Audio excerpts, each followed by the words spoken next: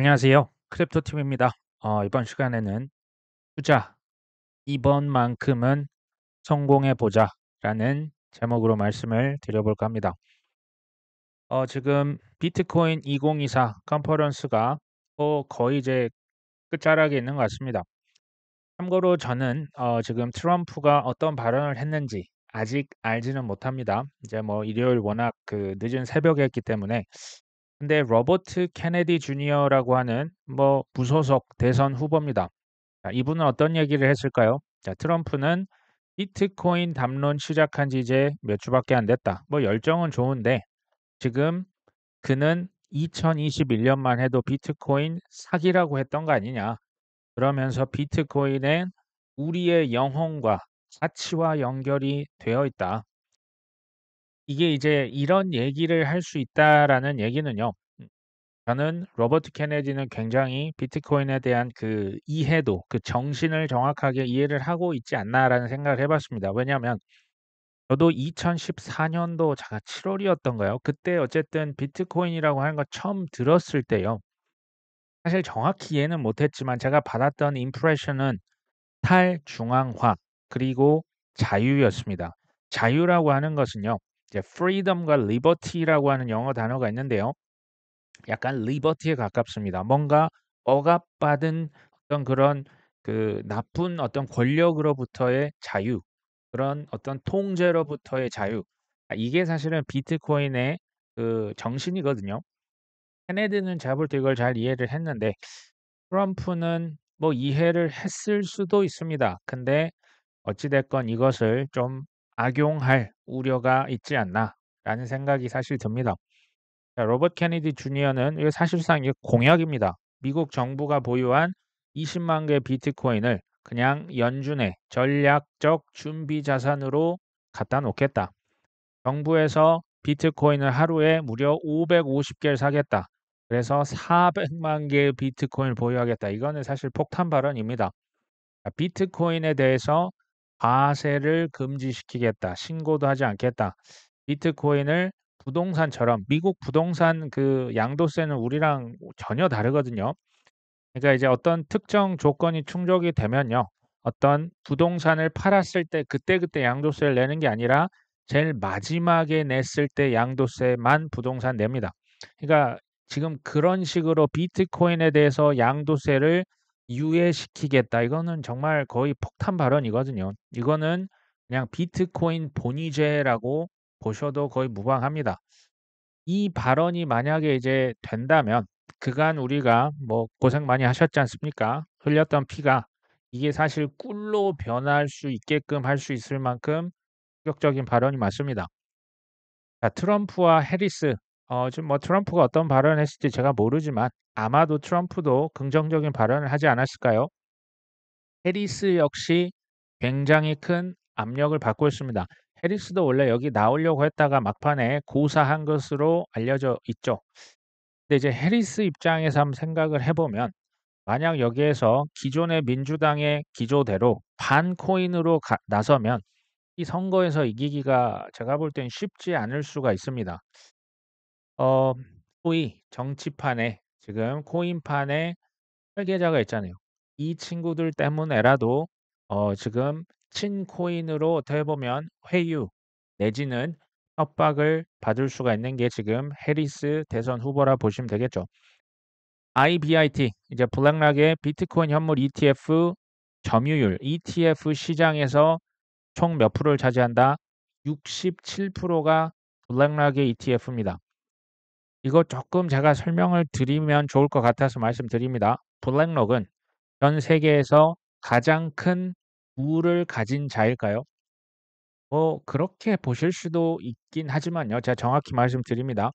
이제 보통 자산 운용사들은 AUM이라고 하는 기준을 봅니다. Asset Under Management입니다. 그러니까 관리하고 있는 자산이 얼마냐. 그 자산이 세계 최대가 어딥니까? 블랙락입니다. 이게 우리 돈으로 했을 때 1경 4천조 원 정도 됩니다. 어마어마한 자산을 관리하는데 그 자산 누구 겁니까? 고객님 자산입니다. 우리나라 국민연금도 고객이고요. 전 세계 국부 펀드, 연기금 펀드, 뭐 어마어마한 기관들이 블랙록이 사실 고객이죠. 고객 자산을 관리해 주고 있는 게 블랙록입니다. 그러면 저는 이 표현을 이렇게 바꾸고 싶어요. 블랙록은요. 전 세계 부를 뭐 가장 많이 보유했다도 맞는 표현이 될 수는 있지만 전 세계의 모든 결정권을 가진 자입니다. 결정권. 이게 중요하거든요. 통제가 가능하다는 얘기입니다. 전 세계에서 주요 어젠더, 세팅, 뭐 세계 경제 포럼에서 내놓는 거 결국 블랙락이랑 냅니다. ESG다. 클라이밋 체인지다. 지금은 뭘 꺼내 놓고 있습니까? 비트코인을 어젠더로 세팅해 놨죠. 전 세계 그러니까 블랙락은 이런 거죠.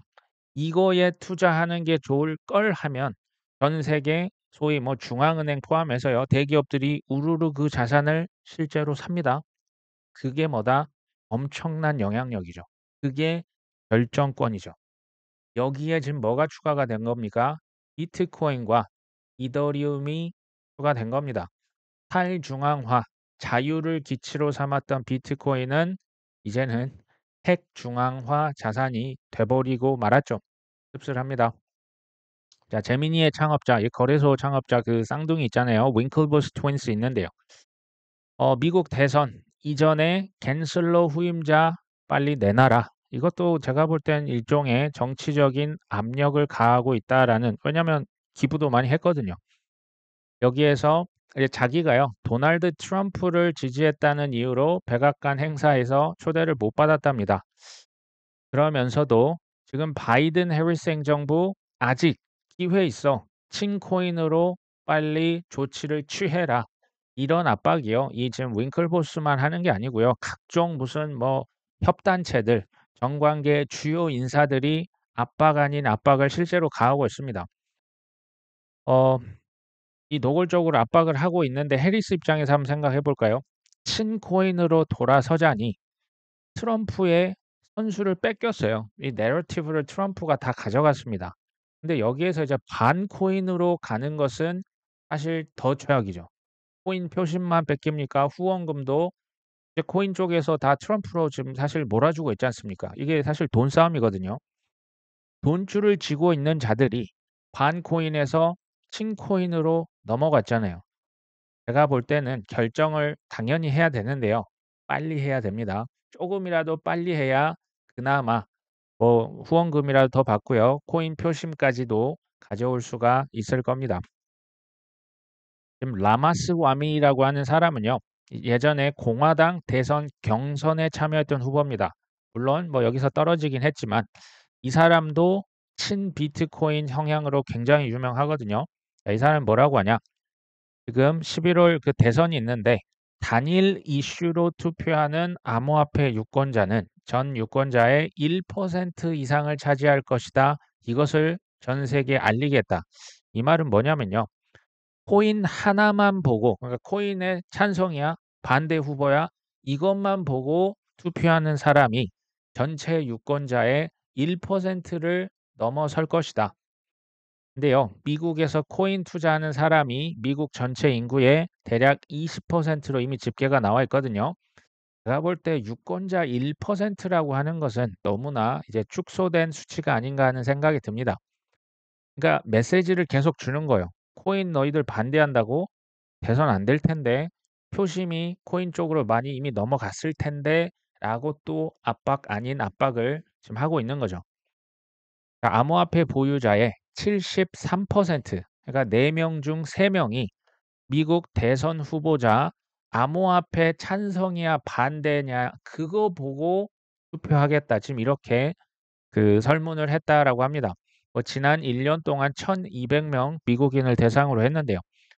미국 투자자는 20%거든요. 근데 그 중에서도 73%는 코인만 보고 거의 투표를 하겠다. 지금 이렇게 답을 한 겁니다. 이거 두 개 곱해 보시면요. 코인 투자자 이제 투표자죠. 미국인의 대략 15%에 달합니다. 이거 절대 무시를 못 하죠. 이거 1%뭐 0. 몇 프로로 왔다 갔다 할 수가 있지 않습니까? 어르신들이 하는 말씀이 생각납니다. 정말 이런 시대가 올 거라고 저는 사실 생각을 뭐 하긴 했지만 좀 새삼 신기하긴 합니다. 자, 러시아에서 암호화폐 채굴 규제안을 발의했습니다. 이 규제는요, 여기서는 친코인적인 올바른 보호 차원에서의 규제입니다. 뭐냐?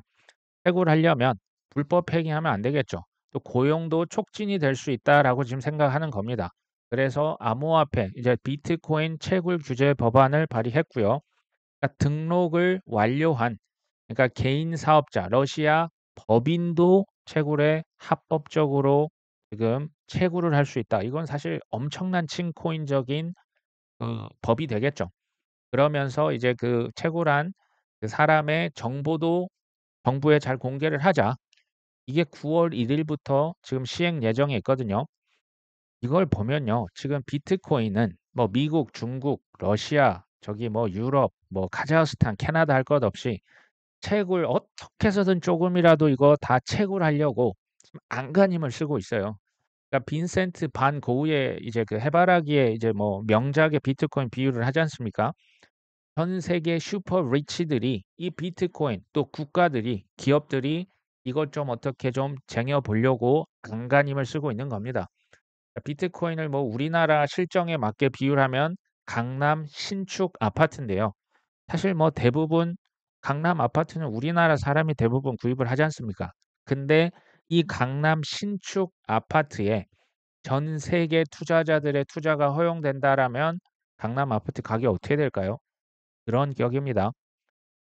이게 가격이 안 오를 수가 없는 구조죠. 가격에 상관없이 대기 수요가 어마어마합니다. 공급량은 제한이 되어 있죠. 자, 필리핀의 중앙은행에서 2029년까지 도매 CBDC를 도입할 것이다. 아무래도 소매 뭐 그 반발이 큽니다. 프라이버시가 침해가 되잖아요. 도매 CBDC부터 아마 대부분 국가 실험을 하고요. 도입을 시킬 겁니다. 근데 제가 여기서 말씀드리는 것은 2029년 이것도 지금 목표입니다. 그러니까 한 2030년은 돼야 CBDC가 나오겠네. 정부나 민간에서 하는 프로젝트 속도가요. 누가 빠르겠습니까? 민간에서 추진하고 있는 크립토는 스테이블 코인이죠. 그리고 코인입니다. 비트코인, 이더리움, 솔라나, XRP 이런 거죠. 정부는 CBDC를 지금 추진하고 있습니다. 제가 근데요. 이 포인트는 이겁니다. CBDC가 활성화되는 시기 2029년, 2030년, 2031년 그쯤이 되면요. 비트코인, 뭐 이더리움, 뭐 주요 코인, 뭐 솔라나가 될 수도 있고요. 자, 이런 코인들의 가격은 어떻게 돼 있을까요? 지금도 엄청난 가격이 됐지만 진짜 이제는 쳐다도 볼 수 없는 약간 강남 아파트 같은 그런 느낌으로 갈 것으로 저는 지금 예측을 하고 있습니다. 그때가 되면요. 코인 투자가 제가 볼 땐 너무 늦습니다. 올해의 모든 조정은 뭐다? 기회라고 뭐 지금 1 년째 말씀을 계속 드리고 있습니다. 자, 코인 패스트는요. 이게 인도네시아 발리에서 개최 중인 이제 개최 예정인 그 컨퍼런스입니다. 여기에서 이제 주최자가 얘기를 하는 것 같습니다. "아시아의 영향력이 커진다. 동남아시아에서 웹3 시장이 2030년까지 64억 달러 규모로 성장할 것이다." 한 8조 원 되는데요. 자, 이렇게 하면 와닿지가 않죠. 연평균 코인 시장이 50.2%로 연평균 성장한다. 지금 연평균 50% 성장하는 산업을 혹시 보신 적이 있으십니까? 제조업, 조선업, 뭐 기존의 건축업 그 어떤 산업도요. 뭐 50%가 아니고 5%도 사실 쉽지가 않습니다. 그게 어디서 온다? 코인에서 온다는 얘기가 되겠죠. 제가 볼 때도 코인의 인생 기회가 있습니다. 정확히 말씀을 드리면 앞으로 5년에서 6년간으로 전 생각을 하고 있거든요. 그 이후는요. 기회가 아마 없을 겁니다. 무슨 얘기냐면 뭐 없다고 하기는 좀 그렇고요. 삼성전자로 돈 벌 수 있죠. 그 정도 확률로 보시면 됩니다.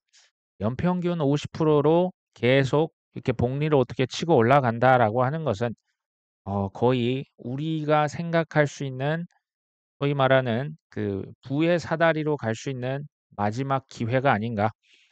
그러니까 코인을 사 놓고요. 아무것도 안 하시는 게 우리가 매일 스트레스 받아가면서 직장 가죠. 자영업하고 있습니다. 그것보다 수익률이 어떻다?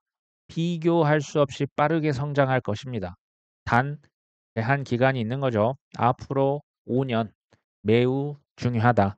특히 지금부터 내년 말까지 2025 년을 좋은 기회로 삼으셨으면 하는 바람이 있습니다. 자, 온도 파이낸스 뭐 RWA 단연 넘버 원 코인입니다. 자, 초기 투자자가 바이비트에 133만 달러를 입금했다. 사실 이건요. 초기 투자자가 초기 이제 베스팅 됐다고 하는데요. 그러니까 못 파는 기간이 있었는데 이제 조금씩 물량을 팔 수 있게끔 풀리는 거죠. 코인 팔고 있다라는 얘기입니다. 혹자는 이렇게 여쭤보실 수 있을 것 같아요. 아니, 이거 뭐 온더 파이낸스 오를 게 뻔한데 이거 왜 파는 거야? 온도 파이낸스의 투자자는 굉장히 화려합니다. 판테라 캐피탈, 코인베이스, 디지털 커런시 그룹, 코인 펀드, 타이거 글로벌, 윈터뮤트 뿐만 아니고요. 피터 틸은 이제 페이팔 전 창업자죠. 그리고 구글의 전 CEO 에릭 슈미츠도 온도 파이낸스의 투자자입니다. 이거 이제 얼마에 소위 말한 IEO라고 하는데요. 얼마에 이제 그 투자를 했을까? 이제 코인 가격으로만 보면요. 올해 1월 달에 이게 지금 그때 6개월 전에만 투자했어도 지금 투자 수익률이 1700%입니다. 2년 전에도 지금 이제 가격이 똑같거든요. 어찌 됐건 이미 18배가 됐습니다. 거의 20배가 됐죠. 근데 이제 6개월 만에 어떤 사람은 보니까 1000%를 거뒀고요. 이제 2년 됐는데 2년 만에 이게 지금 뭐 그 시리즈 A가 있다. 시드 라운드 그러니까 투자를 여러 번에 걸쳐서 하거든요. 2년 만에 어떤 사람은 1700% 수익, 어떤 사람은 2년 만에 3300%, 또 어떤 사람은 그전에 한 사람이 되겠죠. 5000% 수익도 있습니다. 또 그것보다 조금 더 빨리 했던 사람은 무려 7600% 이미 수익을 거두고 있습니다. 뭐요? 온더 파이낸스라고 하는 코인이요. 물론 주식도 이제 들고 있겠지만 지금 코인만 제가 말씀드린 겁니다. 자, 온도 파이낸스 초기에 그때 뭐 RWA라고 하는 거 일반인들이 사실 모르잖아요. 굉장히 불확실했는데 투자했던 이유가 뭘까요? 똑같이 2년 전에 투자를 했는데 어떤 사람은 10배, 어떤 사람은 30배, 어떤 사람은 50배, 누구는 70배를 지금 벌게 된 거죠. 제 질문은 여기서 이겁니다. 얼마 되시면 만족하시겠습니까? 얼마가 되시면 하시겠습니까? 라고 하는 질문을 제가 지금 우리 구독자분께 한번 드려봅니다. 이렇게 얘기하실 수 있겠죠. 지금 뭐 특히 이제 알트코인 코인이 아직은 가격이 낮잖아요. 아, 나 진짜 그 뭐 본전만 돼도 되겠다라고 겸손하게 생각하시는 분도 계시겠지만 좀 오래 이쪽 판에 계셨다라고 하면요. 아, 나 한 10배 정도만 돼도 좋겠다라고 하신 분이 분명히 계실 겁니다. 근데 막상 내년 어느 시점이 되면 10배 전 될 거라고 보거든요. 비트이던 아닙니다. 진짜 10배가 딱 눈앞에서 펼쳐지면 바로 팔고 나갈 수 있을까요? 10배를 받았는데요. 눈앞에서 15배, 20배, 30배로 올라갔을 때 우리 안에 숨겨져 있었던 왕성한 탐욕이 나오지 않을 거라고 확신하실 수 있는 분 계십니까? 제가 똑같은 질문을 계속 던질 겁니다. 얼마가 되면 눈 딱 감고 떠나실 수 있으실까요? 이제 두 가지 부류가 되게 이제 있으실 겁니다. 첫 번째는 가격 아니면 타이밍. 그것이 문제죠. 가격을 예로 들어서 말씀드리면 나 비트코인 2억 되면 나갈 거야. 비트코인 3억이 되면 나갈 거야. 아니면 이더리움이 뭐 2천만 원 됐을 때 이게 이제 가격이고요. 타이밍은 여러 가지 지표를 보는 거예요. 제가 이전에 말씀드렸던 파이 사이클 탑 굉장히 유효했던 지표입니다. 코인베이스 앱의 순위 아니면 RSI가 뭐 90이 넘으면 나갈 것이다. 아니면 제가 뭐 얼마 전에 말씀드렸던 비트코인 도미넌스 어마어마하게 많은 지표가 있어요. 이거 다 사실은 보셔야 됩니다. 근데 저 개인적으로는 둘 다 체크할 필요가 전 있다라고 봅니다. 근데 둘 중에 하나를 고르라면 가격도 물론 중요하지만 저는 이 지표들을 보는 것을 그러니까 지표를 보면서 타이밍 '아 이 정도면 과열됐구나.' 그때부터 분할로 빠져나가는 게 우리가 할 수 있는 최선이 아닐까 하는 생각이 사실 들거든요. 이제 금액으로 이제 구체적으로 말씀드리면 지금 업비트에 투자한 금액이 예를 들어서 1억이 있겠다라고 가정을 하겠습니다. 이 1억이 나중에 눈앞에서 10억이 딱 찍힌다. 그때 그냥 뒤도 안 보고 나갈 수 있다. 실은 이거 쉽지는 않을 겁니다. 이게 이제 금액 기준으로 제가 그냥 말씀을 예로 들은 거고요. 아니면 나는 비트코인이 2억이 됐을 때부터 팔아서 한 3억 정도 됐을 때 분할로 팔아서 나갈 것이다. 네, 특히 비트코인이 최고를 찍어도요. 알트코인 최고가는 보통 2주에서 길게는 한 달 이상 그 이후에 나왔던 거 기억나십니까? 알트코인은 그래서 분할 매도로 그 이후에 조금씩 빠져나가는 게 어떨까 하는 생각을 저는 하거든요. 분할 근데 이제 이거는 일부는 팔았고 예를 들어서 일부는 안 팔렸다면 어쩌실 겁니까? 그러면 이제 타임 데드라인을 정해야죠. 알트 분할 매도를 한다고 했는데 한 절반은 팔렸는데 그 이상 이렇게 위에다가 빨래줄처럼 널어 놓은 게 아직 안 팔렸다. 그러면 25년 4분기 10월, 11월, 12월 무조건 내가 최고가 찍고 떨어져도 그냥 여기 이제 빠져나갈 것이다. 이런 보조 목표가 저는 필요하지 않을까라는 생각을 합니다. 기존 목표 내가 담아뒀던 게 한 10배에서 20배 되면 팔 것이다라고 하셨는데 설사 목표를 충족 못 시켰어도 25년 10월, 11월, 12월 그중에는 내가 무조건 분할로 팔면서 나가겠다. 이것을 아마 지키지 않으시면 그러니까 본인만의 그 가격 목표를 정하시면 됩니다. 이건 제가 하나의 예로서 말씀을 드린 거고 이런 식으로 우리가 좀 탐욕을 절제하는 저는 일종의 어떤 그 방법을 예를 들어서 말씀드린 거죠. 저는 정답은 없다라고 봅니다.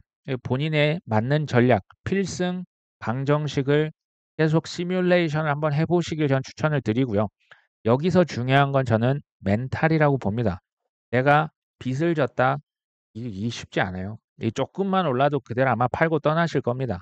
그리고 이제 멘탈에 있어서 중요한 게 저는 어느 정도 좀 높게 분할로 미리 예약 매도 업비트에선 이게 되거든요. 예약으로 매도를 걸어 놓으면 그냥 좀 차분하게 지켜보면서 좀 대응하기가 좀 더 수월하시지 않을까 하는 생각이 듭니다. 제가 이 얘기는 어 사실 코인이랑 어떻게 보면 관련이 별로 없을 수도 있는데 또 관련이 있습니다. 무슨 얘기냐면요. 10년 전부터 이제 소위 말하는 본사에서 갑질하는 이제 대리점을 상대로 횡포하고 갑질하고 뭐 끼워서 팔고 이런 이제 악덕 업주들이 굉장히 많아요. 얼마 전에 뭐 이제 아디다스, 뭐 아모레 퍼시픽 이런 것들이 제가 보니까 80%가 이미 대리점이 다 폐업 위기에 실제로 이렇게 넘어갔고 실제 망했더라고요. 그러면서 여기 뭐 피자, 뭐 편의점, 뭐 골프 사실 프랜차이즈가 우리나라 자영업자 굉장히 많거든요. 그러면서 이제 추정 60분 최근에 나왔던 이 영상은 한번 좀 보시면 좋겠어요. 점주님은 무엇으로 사는가? 저는 이걸 보고 굉장히 큰 어떤 뭐 충격, 아픔을 실제로 한번 겪어봤거든요. 제 안에도 이제 그게 이제 느껴졌는데 본사와 대리점, 갑질, 갈등의 근본 원인이 뭘까요? 사실 그 트렌드가요. 그 특히 이제 코 땡땡 이후에 오프라인보다는 온라인으로 판매가 급증되죠. 오프라인 매장 자체에 잘 가지 않습니다. 대부분 뭐 쿠팡이랄지 이제 쓱배송이랄지 그냥 우리가 주로 모바일로 주문을 하잖아요. 그리고 이제 본사에서 온라인에서 예전에는 그 온라인 주문이 들어오면 대리점으로 가장 가까운 쪽으로 물량을 할당을 해 줬습니다. 근데 지금은 그것을 다 일절 끊어 버리고 대리점에 신제품 납품을 거절합니다. 대리점은 이렇게 되면 손님이 찾아와도 그것을 물건이 없고 받은 게 없기 때문에 내줄 수가 없기 때문에 망할 수밖에 없는 구조가 됩니다. 그러면서 본사에서는 경쟁사에 엄청 잘해 주는 거죠. 할인으로 해 주고요. 샘플을 막 갖다 붓습니다. 그리고 신제품도 경쟁사에는 제공을 하지만 대리점은 그러니까 소위 말하면 뭐 낙동강 오리알이 되는 거죠. 대리점은요. 제가 보니까 오픈할 때만 신경을 씁니다. 그 이후로는 각종 위약금, 불공정 계약으로 정말 불난 집에 기름을 확 붓습니다. 이걸 보면서 저는 좀 뭐랄까요? 안타까움이 굉장히 컸고요. 제가 볼 때 본사에서 99.9% 잘못했다라고 전 보여집니다. 근데 제가 여기서요. 투자자의 관점에서 우리가 배울 점을 한번 찾아보기 위해서 한번 그러면 대리점의 점장은 그럼 잘못이 없을까요? 제가 말하는 이것은 그 시대의 흐름을 제가 보니까 잘 읽질 못하셨던 게 아닌가 하는 생각이 듭니다. 과거 15년 전, 10년 전 잘 된 것을 앞으로도 잘 될 것이라고 생각을 하셨었던 것 같고요. 이제 그 영상에 보시면 다 나오거든요. 사실 자영업은 전쟁터잖아요. 피나는 노력을 해서 쉽게 말하면 요 직업에 백종원 이길 자신이 없으면 저는 안 하는 게 맞다라고 보거든요. 쿠팡을 이길 자신이 없으면 안 하는 게 저는 맞다라고 봅니다. 근데 그런 어떤 어렵잖아요. 피나는 노력을 하기보다 쉬운 길을 택했다. 프랜차이즈가 그런 거 아닙니까? 근데 쉬운 길, 남이 다 가는 길, 증명된 길은 기회가 있을까요? 기회가 거의 없다. 그리고 좀 안일했던 것도 제 눈에는 보였습니다. 계약서 상에요. 위약금이 있다는 것 자체를 인지를 못하는 경우가 많았고요. 이제 본사에서는 항상 뭐 그 부풀려서 얘기하는 건 예상 매출액 이 정도는 법니다. 뭐 플러스 항상 뭐 몇 천만 원 법니다. 근데 문 연 다음 달부터 바로 월 500만 원씩 적자였다고 합니다. 4달 만에 바로 폐업을 결정하는데요. 폐업을 맘대로 못 해요. 워낙 그 비용 자체도 너무 엄청난 그걸 청구를 하고요. 이제 "안일했다."라고 하는 것은 잘 안 됐을 때의 생각조차 이것을 못 합니다. 폐업이라고 하는 단어를 생각조차 안 했더라고요. 투자에 적용해 볼까요? 1 번이 뭡니까? 앞으로의 시대가 오프라인으로 점점 될까요? 아니면 디지털 시대가 되고 글로벌을 이제 소위 말하는 뭐 메타버스상 뭐 인공지능 이게 디지털 시대 아닙니까?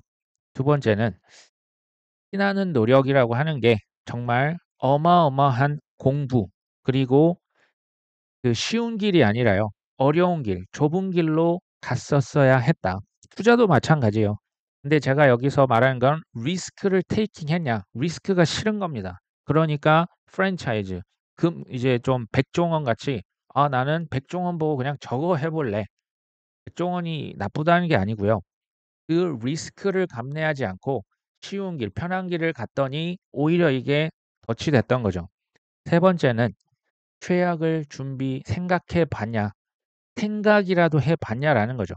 그게 준비가 안 돼 있었기 때문에 이제 위약금이 그렇게 많은 줄도 모르고 온갖 불공정 계약이 뭐 그냥 이거 빠져나갈 구멍이 없어요. 그래서 많이 더 어려움을 겪었었죠. 중요한 건 철저한 준비. 여기에서 저는 이제 공부도 포함입니다. 리스크 테이킹. 특히 이걸 언제 해야 되냐?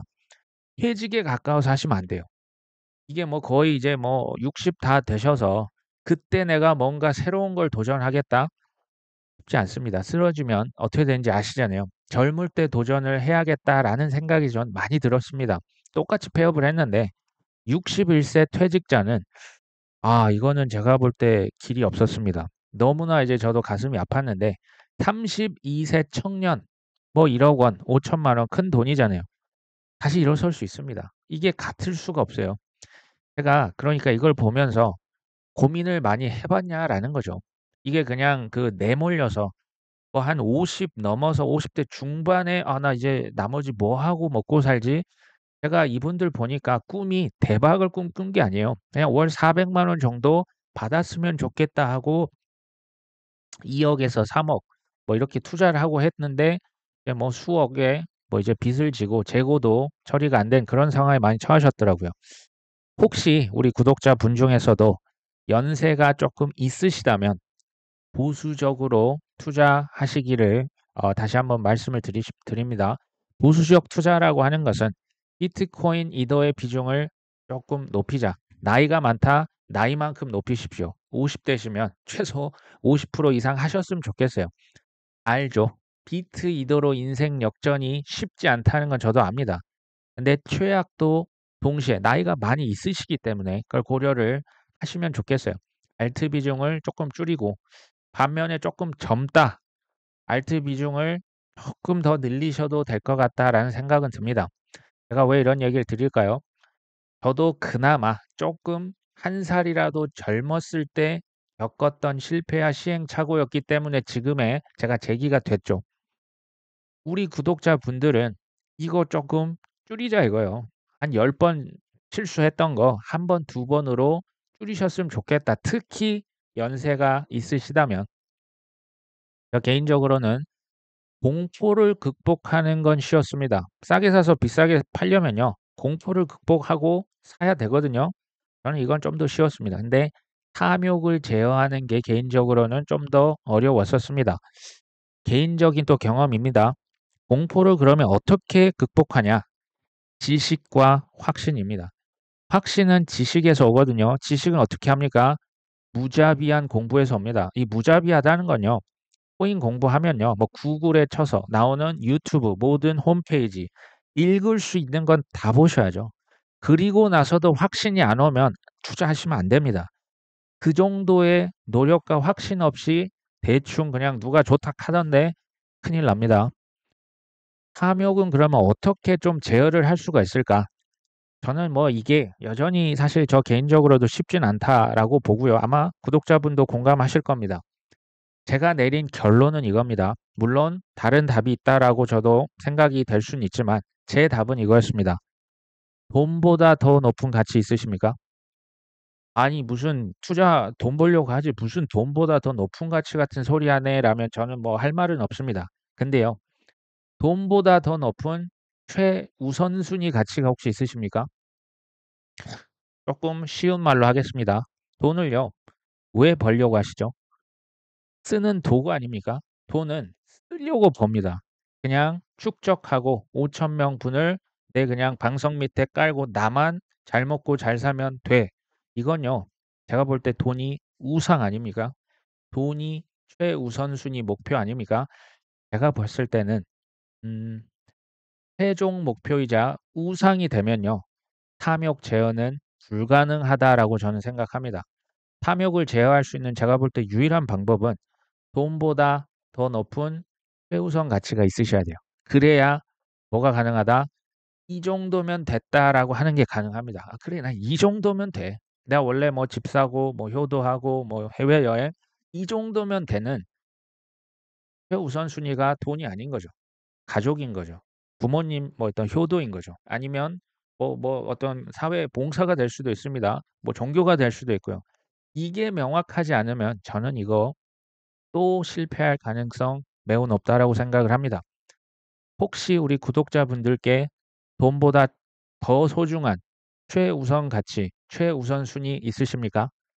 오늘 방송은 오픈 결말이라고 합니까? 오픈 결말로 마무리하고자 합니다. 오늘도 끝까지 시청해 주셔서 감사합니다.